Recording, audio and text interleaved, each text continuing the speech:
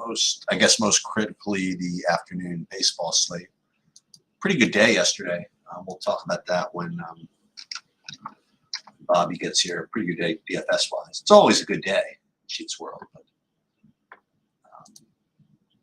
good day DFS-wise as well.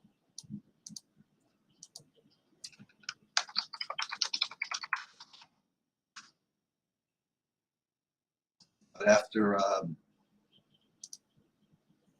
couple of people get here, we'll start talking about this. Off to Bobby likes to ask me about this. My two highest owned golfers are 1-2 right now. Varner and Keegan Bradley and Varner.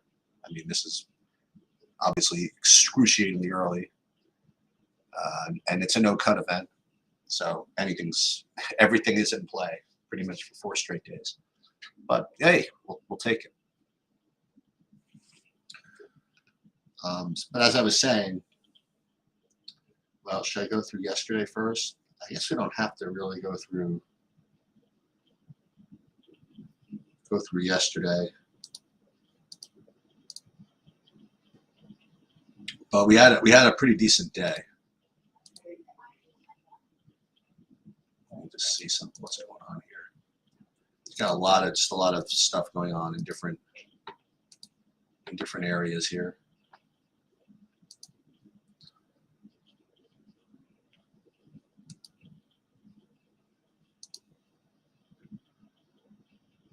Let's get her in here. Start her.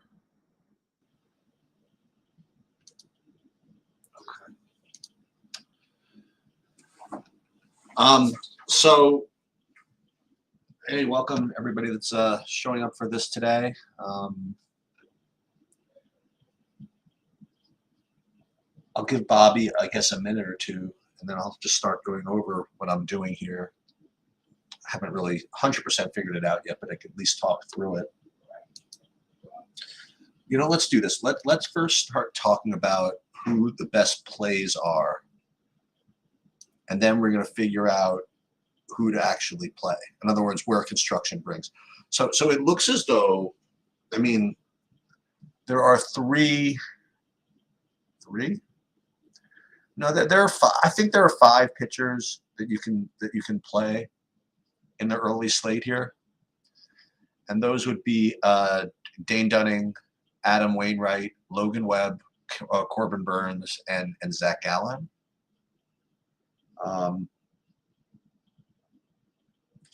It looks as though, you know, Corbin Burns is going to be the highest owned, which certainly makes sense.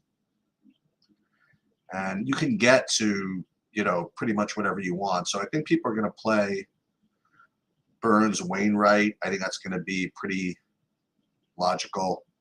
And Burns, Gallen, I guess that makes some sense. But Burns, I would imagine, is going to be the highest owned. And, you know, he does have the highest ceiling.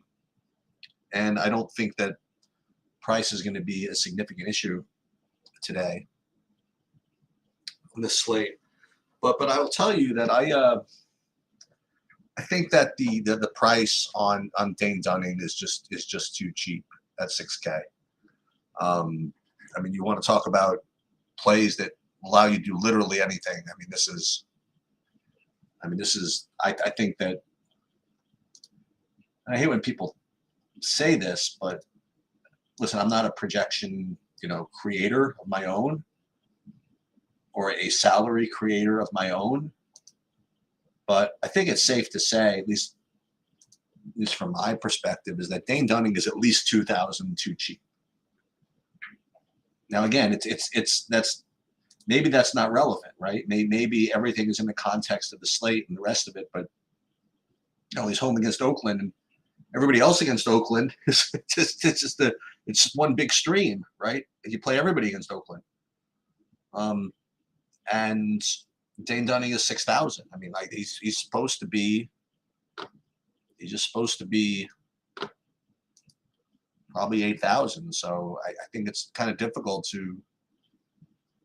Oh, let's go. Sorry about that. Harold Varner with it a bunker chip in for Eagle as the highest owned golfer on Sheet's slate. Let's go. That is definitely something to celebrate. This early in golf, we're not supposed to do that, but nonetheless. That's a good question, Michael. That's a really good question. I'm going to talk about that because this is now. I'm not playing FanDuel today. I should just tell you that. But I approach it a little differently. I think Bobby is not going to like it, but we'll talk about it. I would start Dunning on FanDuel. First of all, I have him rated number 2 anyway, behind Wainwright. And yeah, Dunning might not have the same. Well, maybe he does have. He does. Listen, I think Wainwright is really just an extremely good play, given FanDuel scoring. As is Burns, right? Because of the quality start thing. And Dunning doesn't always get there, but he's been throwing pitches, and I would play Dunning actually on FanDuel. I would be probably a fader of Burns over there, and I would choose between Wainwright and Dunning. So I guess the answer, Mike, is yes. Yes, I would play Dunning on FanDuel. I can't. Am I really gonna have a sweat with this Varner? 46-foot hole out for Eagle. Well, we will definitely be happy with that. Hang on, let me.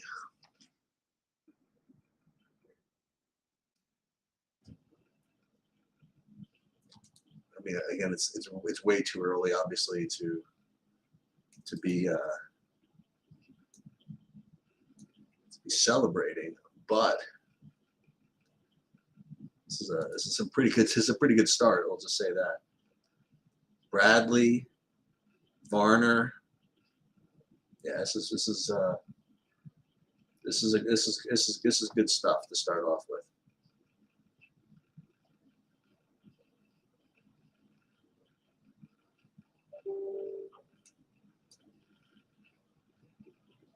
Hey, what's going on, Rody? Yeah, we haven't caught up in a while.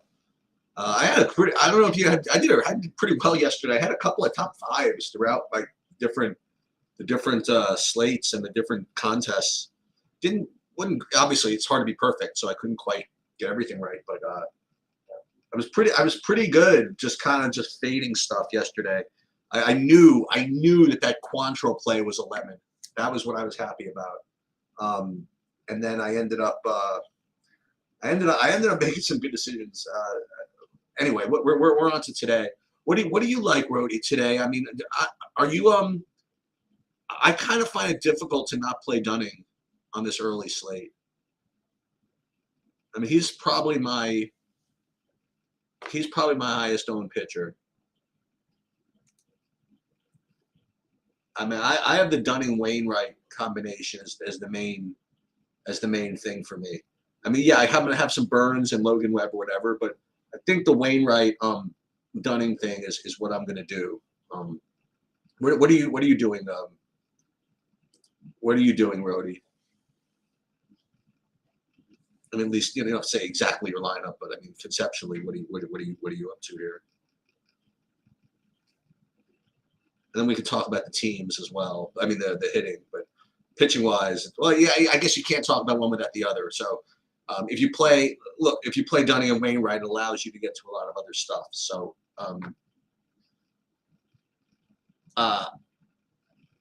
what I did in the hitting today, my 3 top teams are Houston, Baltimore, and Texas. Those are my 3 main stacks, are Houston, Baltimore, and Texas. And obviously, you know, if you're going to play Houston, that's when Dunning becomes really useful, right? Where If you don't, if you want to pay down for Texas and Baltimore, then you can go play Burns, with very little stress.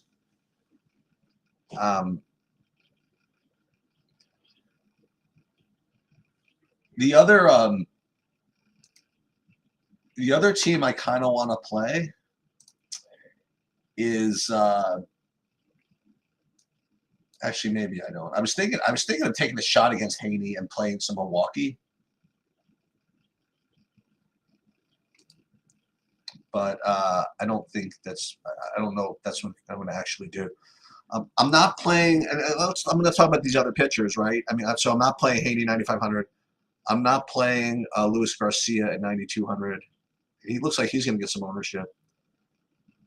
I think I might have one kind of hedge lineup with Zach Logue, just because I think Texas is going to get played here.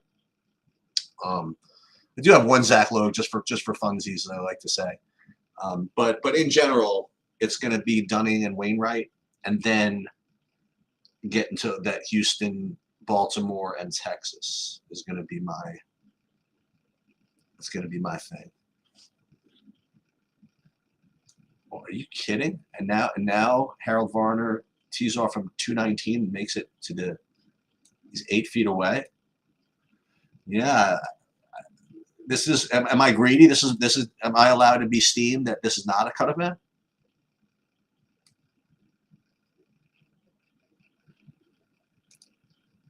Right now, you want it to be a cut event when you guys are doing well.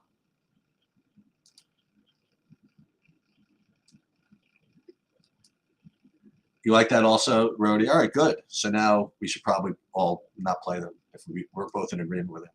It's the way it goes, right?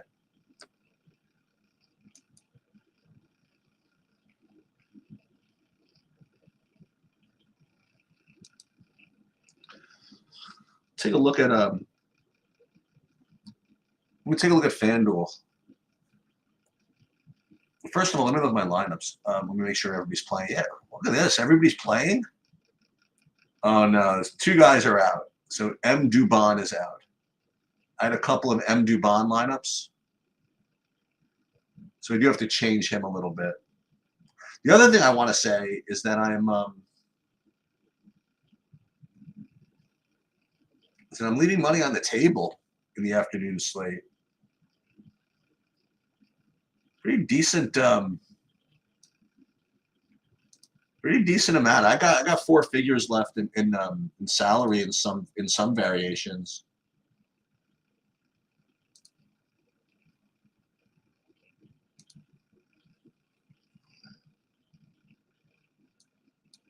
Oh, I need a cheaper shortstop here.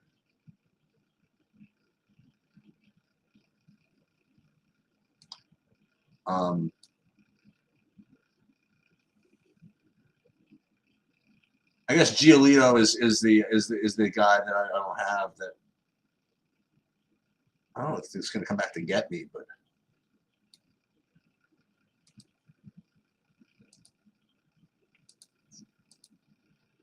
okay. So I got to get rid of this Dubon character at shortstop. He's 2,300. It's kind of hard for me to do a straight. Oh, look at this. It's so funny. I have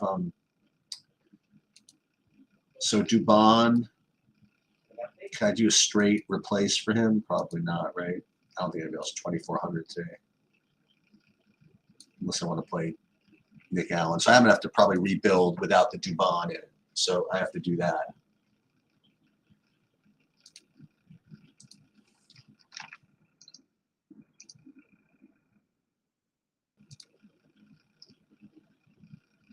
Where's my? I gotta pull the Saber Sim.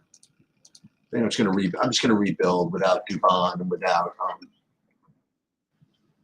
who is it? Dubon and who else is out that I used? Dubon and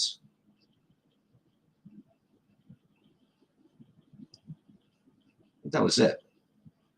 Just Dubon. Unfortunately, I'm going to have to rebuild because there's no straight replacement in those lineups.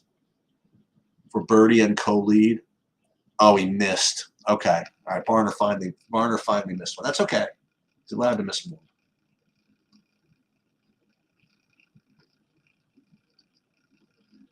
All right, so let's get Dubon out. Let's see if that's going to change anything dramatically. I doubt it'll change anything dramatically. Yeah, so Houston, Texas, that's still going to be the idea. That's probably going to be chalky, but I'd like to think that if I don't have Burns, it's going to be, I mean, it's not going to be the mega chalk. I would like to say.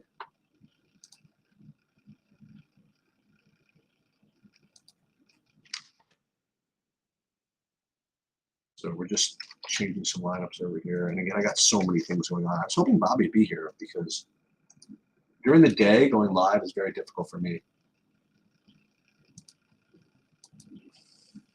It's got a lot of other non-DFS stuff going on. Yeah, so just again to reiterate, I mean, I have a lot of, I mean, can't go through it all, but I got 1,600 left on the table, 1,600 left on the table, 1,500 left on the table, 1,000, 1,400. Yeah, so there's stuff. I mean, I got some uniqueness coming on here.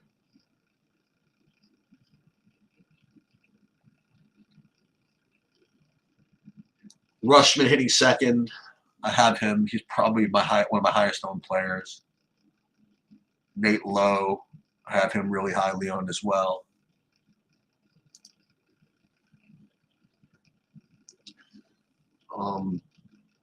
You know, we can do. I mean, just as an exercise. You know, as an exercise, let's do this. I'm going to show you guys how to do this. I'm gonna see, just to answer what's his name's questions, Michael. I want to see if I run a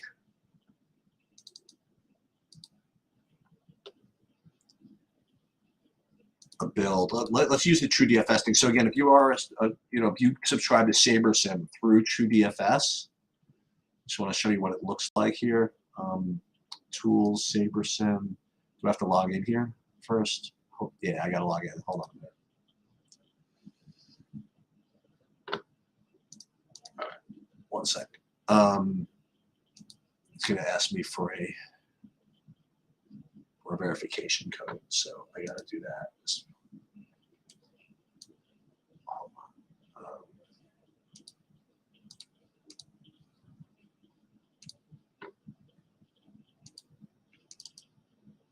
Just get logged in here first.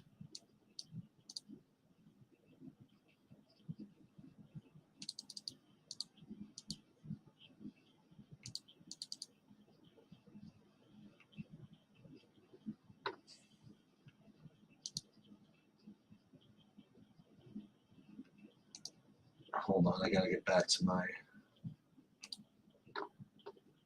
Let's resend this.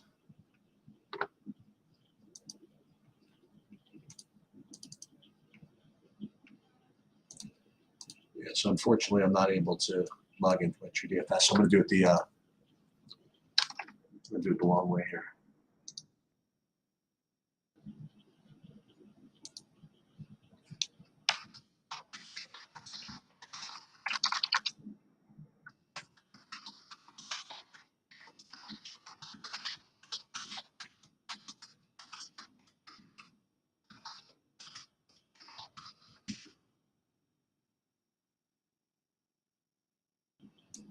All right, so one thing I have to do. Hold on, I'm doing one other thing now. I apologize. This is what happens. Just got sidetracked by something, and I have to deal with this now.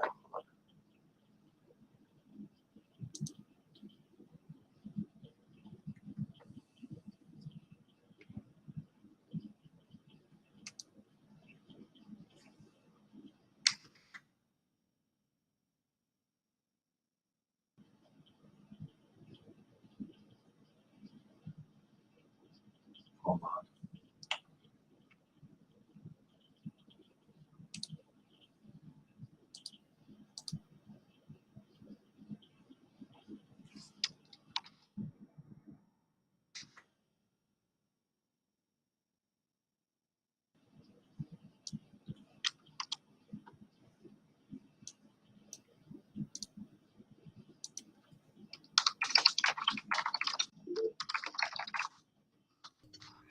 What is going on?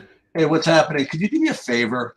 Yeah, what you need? I'm gonna lose my mind from from an email that we just got. Could you please send Steve somehow an invite to his own Discord channel? I just went through this with him on text like 2 days ago. Okay, I'll do it again. He's like, I had no idea where is that located? I'm like, that's a joke, right? So if you could just do me a favor. I should have known which email you were talking about because I saw that actually. All right, yeah, done. Okay. So hold on. Let me unshare my screen now because I got distracted by something else. All right. Okay. Well, you know what I did not get distracted by? What's that? 40% Keegan Bradley and 40% Harold Varner. I wish I knew what that even means right now because I feel like Steve with the email. I skipped golf entirely this week. Oh, you weren't there live last night. Okay. No, I had an emergency call that was. I'll tell you about it off air sometime, but it was a pretty traumatizing experience. I want to hear about it. Yeah, it was interesting.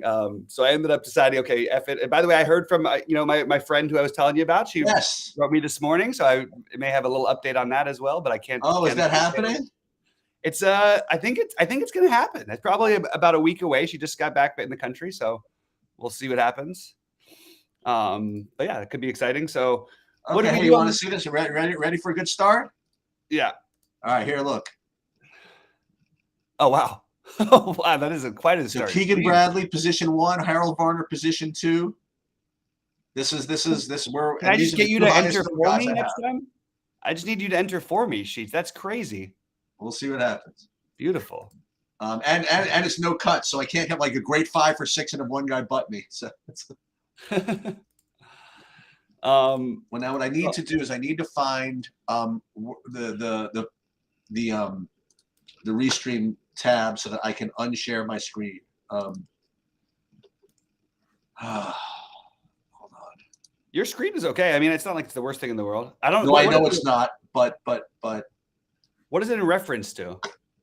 What is what in reference to? What is the meaning of the screen? Is it a standard one or is it the bug thing? Is that like an old car of yours? No, that's just a screensaver. No, that's a standard actually. Standard. Okay, Windows choice. Gotcha. Whereas I'm almost. Oh, there I am. I'm back. I am going to unshare it. So what do you? First of all, I wanted to say that I did well yesterday in the daily fantasy sports. I didn't win anything outright, but I had like in both big ones I cashed. I had like sweats in a lot of stuff. Yeah, I did. I won a couple of thousand. I did pretty nicely actually. Yeah, I think the last thing I heard you say on the live air about the early slate was "Winker, let's get out of here." So that means that I think that you finished pretty high in that 5. I did okay in that one. Let me just see. I'm going to stop screen sharing. Okay. Yeah. So are you playing this afternoon? What are you doing? Yeah. I'll just let you know. I'll just let you talk. Go ahead. Well, I mean, I'm on a cold streak. It's been really bad for the past couple of weeks, and I don't know exactly I don't have an exact answer of what to do to get off of it. My initial thoughts today were, if you want to get different on a small slate, I think you can always play the Dodgers even against one of the better pitchers in baseball. It's not necessarily optimal. It's not going to work. I think the Dodgers and Texas stack combo is probably what I'm going to do. I'm not playing a ton of lineups. And I think there's viable. Let me give you an idea. Okay. I'm going to go back to my backing days. Okay. And this is what I would tell people that were on a cold streak in poker. All right. And so it depends on who you are and what type of player you are, both poker and DFS, and where your personality is at to bust out of strings and stuff like that. You have to think about, in my opinion, like what how you're playing and how to change it. So if somebody was like a really aggressive player, usually in poker, their losing streak was because they became way too aggressive. And I would suggest that they, just for a couple of days, just play a little bit more solid. And on the other hand, if there was somebody who was, a real solid player and they were on a losing streak, I would probably err on the side of saying they were probably too tight or playing too tight, a little bit too scared. So I would say for like literally, I would do sometimes. I would say, listen, for the next 2 days, you'll be totally immune from all losses. But I want you to do is every single time it gets raised to you, you have to either 3-bet or fold. Okay, I don't want you to flat for the next 3 days. Okay, just to kind of break you out of your over tightness. You know what I mean? Even if you're probably not going to be playing as well to doing it that way, that's the way to compensate for it. So I guess I would ask you, you know what I mean? Like how you've been playing recently. Like have you been playing, in your opinion, right? Have you been playing the same as you always done? Or have you been playing maybe more chalk than normal or more aggressively than normal? And just whatever that is, just maybe try to just overcompensate a little bit one way or the other. Because I really don't know how you. Well, I'll tell you the biggest problem I have is nights like 2 nights ago where I say Atlanta is the best stack in, to get off of the chalk when they were facing Carrasco. I really liked them, and then I talked myself out of it because there were so many other more viable, more logical stacks. So I would say that I've erred on the side lately of being a little bit too passive. I would say that in general in DFS I'm very aggressive, but more so in football and basketball. And I think it's a weakness that I've gotten into a little bit with baseball, where I have a bias towards certain pitchers that I see as just never giving up. But there's other signs that are there. You know what I mean? And don't read our email, by the way. It's going to annoy you even more.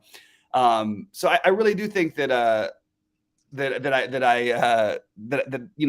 been a little too passive, if anything, and maybe not pick the best spots for gambling.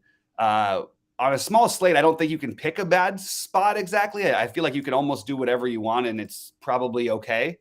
But I think that I've been a little bit too just leaning towards a little too much chalk and talking myself out on big slates against maybe average, above average pitchers like Carrasco. Not stacking Atlanta that night was a great example where that night would have, if I stack Atlanta, I probably make enough to all the other 2.5 weeks doesn't even matter anymore. So I think I need to be more aggressive, as to answer your question. I think I've been too passive, and I agree with what you said about ways to get out of those streaks. So let's do it, put it this way. So who do you like this afternoon?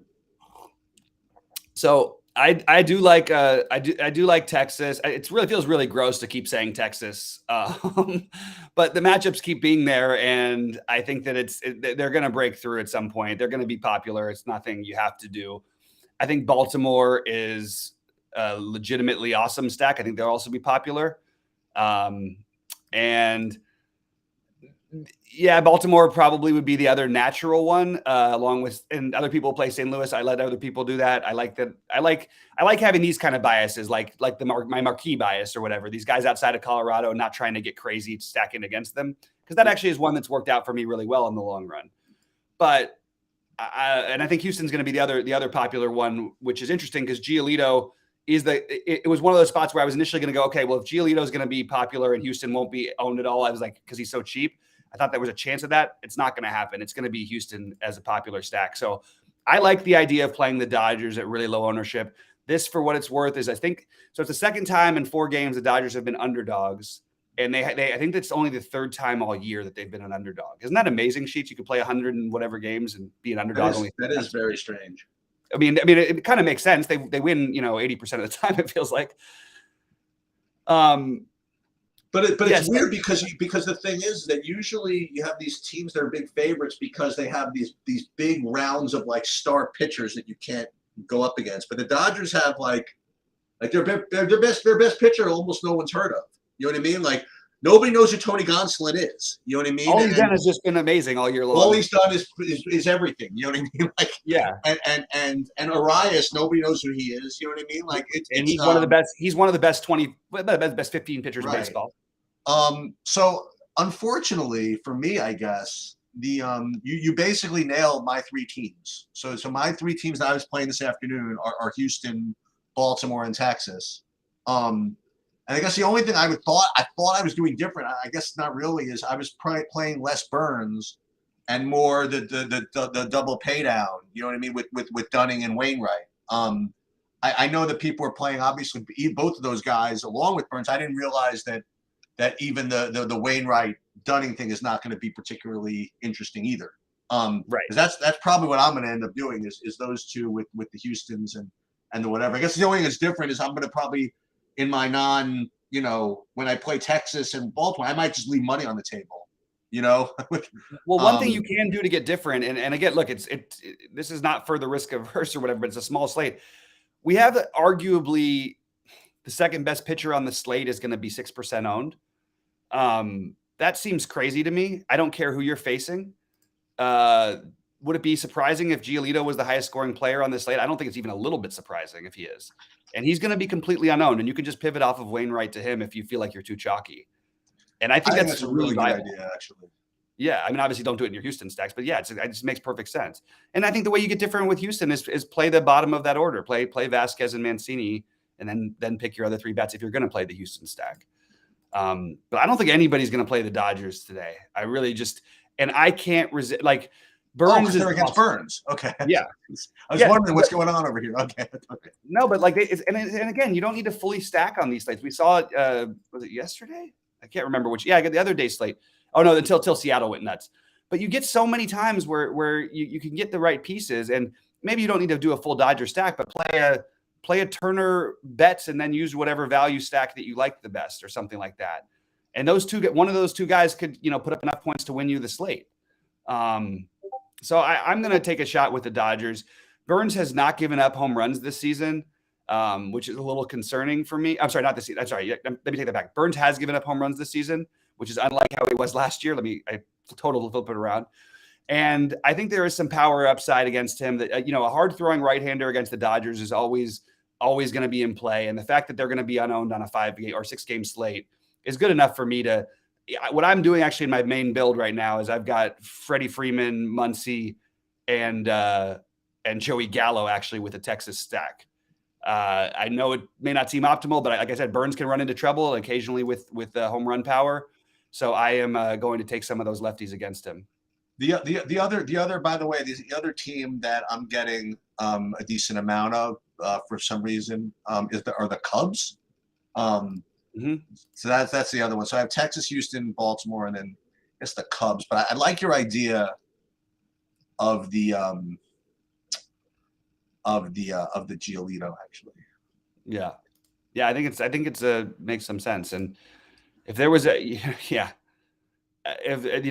Giolito is being like as the second most talented pitcher, and I'm not gonna say the second best necessarily, but the second most talented pitcher on the slate. The second best pitcher would probably be what's his name, Logan Webb. But right. And I think that's my natural pairing is Webb and Wainwright. But I think you could, again, it's just so easy to switch that over to Giolito if your lineup's a little. Yeah, I think that's what I just did actually. I just gave myself 20% Giolito. Yeah. And that reduced some of the Wainwright and some of the Dave Dunning. Yep.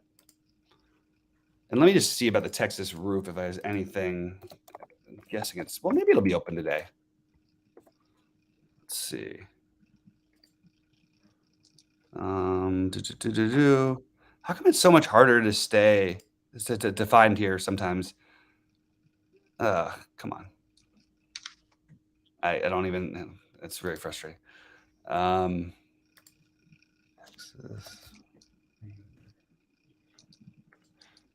Like the Arizona one is just right there. The roof will be closed tonight, it says. The game's not even tonight. Okay, this is really unhelpful. Come on, do the same thing that there's a whole website dedicated to the Arizona one. Why can't we do the same for them? Oh, with the roof? Yeah. But yeah, I mean, Texas on paper looks so good. It's just we just keep seeing the same story over and over again here. Yeah, I mean, what are we doing, right? I mean, like, yeah. At some point, you'd think they would have to break out, but like it's been pretty grim. Maybe make it a 4-man as your primary instead of the 5-man. I don't know. It's a little tricky.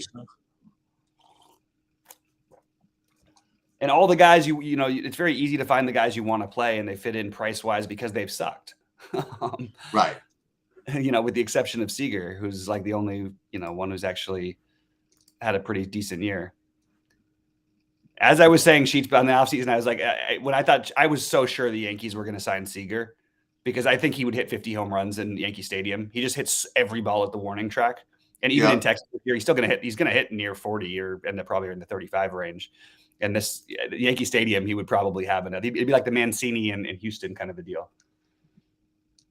But yeah, I think the Dodgers are my favorite way of getting different on the slate, I guess, is my main thing. And I like the idea of I think the Dunning makes a lot of sense. I'm trying to think if there's any other pitchers that I'm not as interested in Zach Gallen as I think some people will be. I don't blame anybody for doing it, but I would rather play Webb, Wainwright than I would Zach Gallen. Who's catching for Houston today? Oh, Vasquez. Okay. Yeah. Who would you have if you had to pick one between Wainwright? I know they're different prices. I think it's probably the answer naturally is Wainwright, but I just feel like Logan Webb's a better pitcher than Wainwright is, so it feels weird to say. I don't know. I think it's Wainwright is the answer, I guess. But I like Logan Webb a lot today. Yeah. I think the Webb's going to be lower owned. Yeah. Yeah, I by the way, I don't really feel like attacking what's his name, Senzatella. And by the way, I know you mentioned some people were playing. Yeah. Without Betts in the lineup, by the way, the Dodgers lineup is a little weaker than usual. Just FYI. I mean, more than a little weaker. It makes a big difference. But I don't know. I have a feeling the Dodgers put it on Burns and Milwaukee today.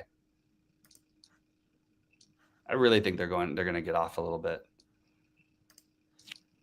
Well, I'll tell you though. I mean, Baltimore might look good, but they're pricing these guys up fine. You know what I mean? Like these guys are expensive. These Orioles, huh? Yep, absolutely. Absolutely.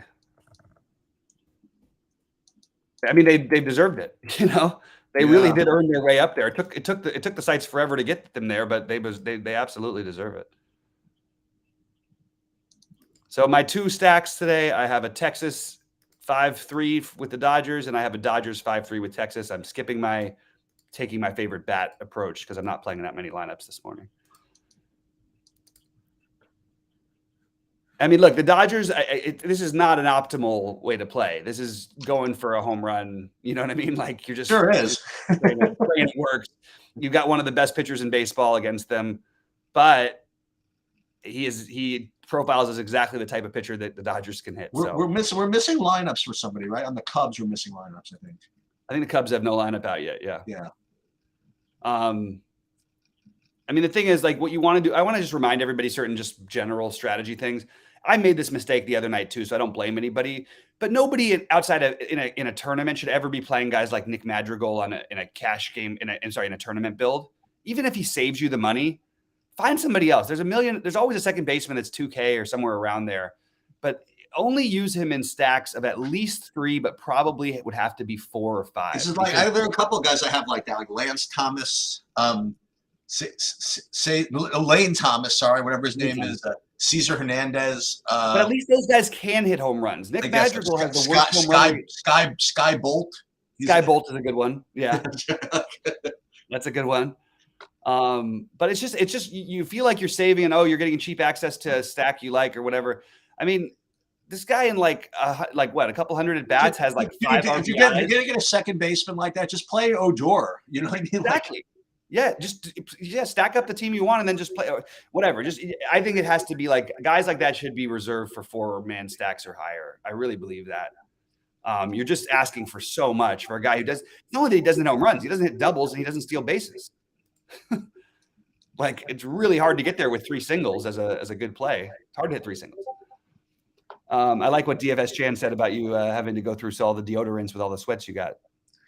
However, although I appreciate the compliment there, you're getting the imagery wrong. Because Eric does not get the slightest bit sweaty or nervous or any of that with this stuff. Oh, that's true. Yeah. Yep. I hear you.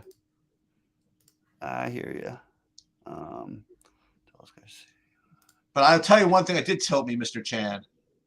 There's literally nothing I could do about this. There was a lineup switch in a League of Legends tournament that I missed. It doesn't happen that often, and even in like the preview, like Chan missed it. Like they announced it like an hour before lock, which usually is not that bad, except Right. when lock is 4 a.m. Oh God, that's there's rough. just no way. Let me tell you something. There's no way that I'm setting an alarm for 3 a.m. to edit a $12 entry in League of Legends for the 4% of the time that it changes that it happens. That's not happening. Yeah. That's when the hashtag intern comes into play. Like if I ever play enough, right, where it's worth it, I'll hire someone to wake up at 3 a.m. and look at that shit for me. There's no way I'm setting at 3 a.m. Wake up time for that. That's Yep. not happening. Yeah, I'll do that for the Masters. Yeah, I'm not gonna right. do No, that exactly. But it's $1 million for first. We'll do it for the Masters for sure. Yeah, exactly. That's the last thing you want is for the one lineup that you have with the withdrawn player to go 5 for 6 and everybody else smash. You know, it's like right. Everybody else is in the top 10 and the winner in first and second and stuff. Yeah, it's brutal. Wow, I really didn't even look at the golf today, and I'm gonna probably regret it. We'll see. All right, and we've got a really tiny. This is okay. So this is beautiful. So I want to share this with you. Now again, it's not going to look like much at the beginning, but just to show you, this I played one entry in the. I missed the 555, so I played the 333 like 5 entry max. I played one lineup in that. Mm-hmm. So I want to just show these are the starts that I want. Okay. Can you see this somehow? Yeah. T1, and the other 4 haven't started yet. That's what I like. Yeah, it's all in 7th place with 2 guys playing. Yeah, that's pretty awesome. Just like that. And I got one hoodoo left. I got Tringali 6200, and then 3 stone chalks left over. Oh, that's beautiful. Right. So like it's just that's like the nut start. I hope that's in the lottery too. Everybody I have in the lottery. Yeah. One of my biggest mistakes ever was that very mistake, and it cost me 150 count. Oh, that actually happened to you? Not in golf, and in basketball. Oh, I know. But it was like you have to hear about the. You have to hear. You know how I do the late shifting. I like to do my late pivot, so I'll often just leave. I'll forget to. I won't do it for both lineups. I'll leave it one like that way it was. And Right. I did the switch, and I didn't do the switch. I did the switch in the $88 and not in that one. So I won 10K instead of 150K. So it cost me 140K. Or you have to hear about it from Rody. Oh my God, Eric Sheets, the 43rd lineup you put in the lottery would have won the single entry qualifier. Man, you should have been in there. That's right. All right, you want to? Should we get out of here soon and record? Yeah. So this is what I want to do. Let's cut off the live. Okay. Send me a recording, then tell me the story you're going to tell me. Okay. And then we'll record. Okay. All right.